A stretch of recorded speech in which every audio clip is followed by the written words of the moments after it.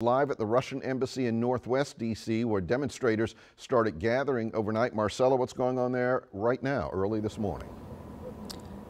Hey, Tony, good morning. You know, the last bit of protesters just left here about 5 minutes ago or so, but they told me they were out here since about 1 o'clock, really essentially after the word got out officially that Russia had invaded Ukraine, and when they got news that those, bombings were going off in Ukraine. And so they say they rushed out here really just to try to get a little bit more information and to support each other. And many people here in our area are from Ukraine, and those are the people that were out here.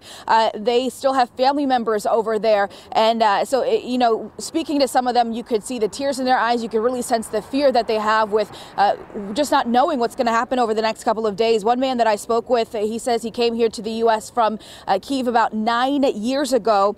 He says his entire family's still there. His sister, his mom, his dad. He says for weeks he has been really unable to sleep, unable to eat, because he's been pleading with them to try to leave and get to a safer place, which he says unfortunately is just not that easy to do. He says this morning about 5 o'clock over in Ukraine at their time, he spoke with his sister. She was woken up by the sound of those bombings. And so he says that, really just a lot of fear going on in his family right now. And he's unsure and he feels helpless, not really sure what to do. Other people were out here kind of in the same situation. A lot of loved ones and others just came out here to support. We spoke with one woman about why she decided to come out here this morning.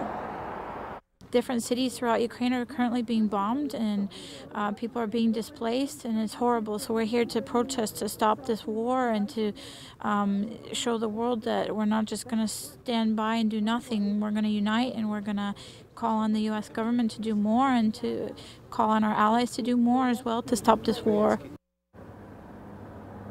And again, many of those people with family still over in Ukraine say they are calling on the U.S., calling on other countries to do more, to really enact more sanctions against Russia, to essentially do so much that it would isolate them. Otherwise, they say they don't think that this is going to end well. At this point, again, many of those protesters have left here this morning. They say the next couple of days and weeks really unclear, so a lot of fear that they have for their families and loved ones still over in Ukraine. But they say they plan to be back out at the White House later this afternoon at about 4 o'clock to continue their protests. That's the latest here outside the Russian embassy. I'll send it back to you.